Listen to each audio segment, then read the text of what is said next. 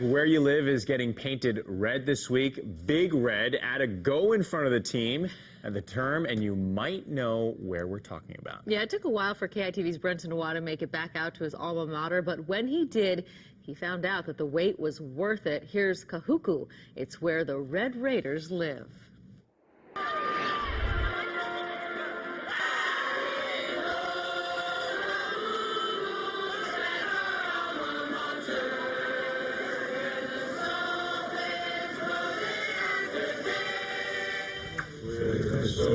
Long life for our sons and daughters too, for the flag of freedom proudly waves above.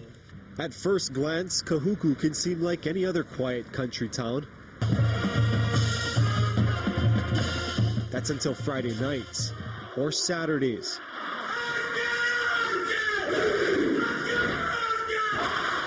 Or any other day leading up to a big game like this one. It's November 20th, 2015, and the community is just hours away from seeing its team finish a perfect season. One win away from a state title, and these fans and future Red Raiders can feel it. They've lined the windward coast to give their team a send-off to remember.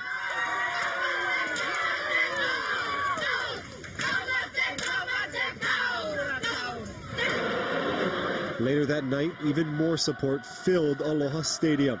And after the win, the celebration continued all the way home. To understand this town, look no further than here. If this community were a man, Kahuku High School would be his soul, molding generations upon generations of Red Raiders.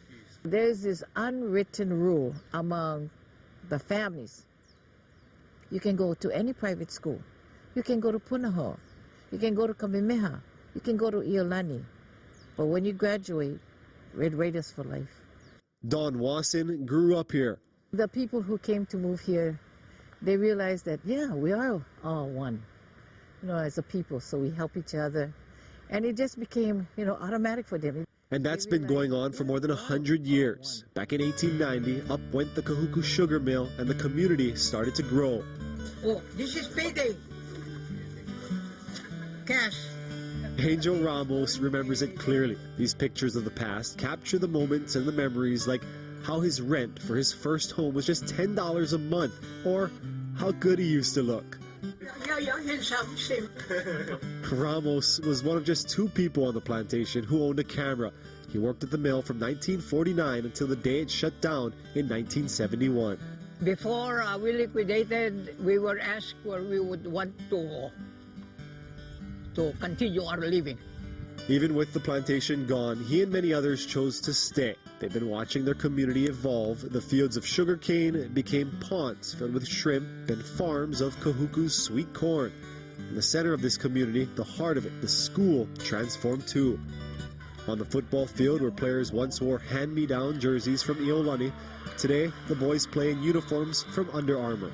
We're taught hard work, we're shown the way, and everybody in the community buys into that and supports each other. Haoli Kikaha is the latest of a long line of former Kahuku players to make it into the NFL. He knows competition and says Kahuku always has a lot of it.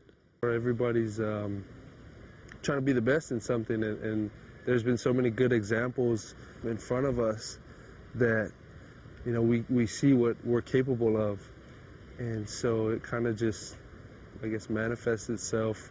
What makes Kahuku players unique is not how they play, but what they play for. It's more than just championships and scholarships around here.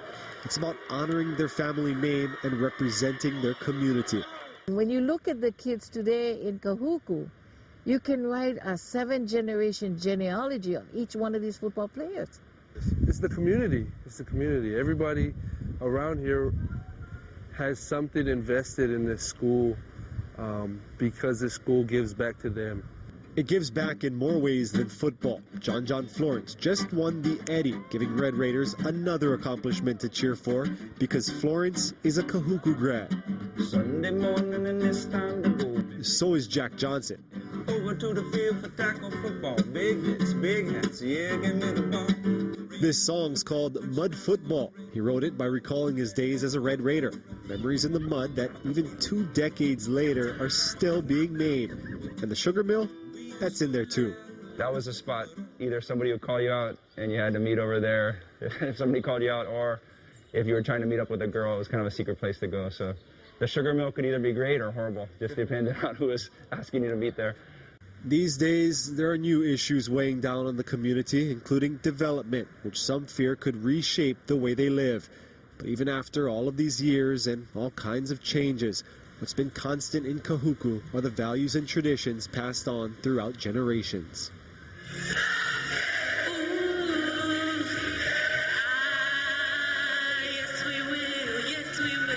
Graduation night's a way to give back. The bottom line is they honor those who got them there. Football binds them together.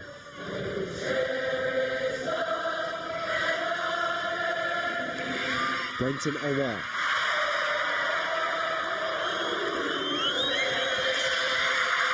KITV Island News. And they definitely have a tradition like no other. Yeah, what a great glimpse into that community there. Thank you so much to Brenton Awa for bringing us that story of his alma mater.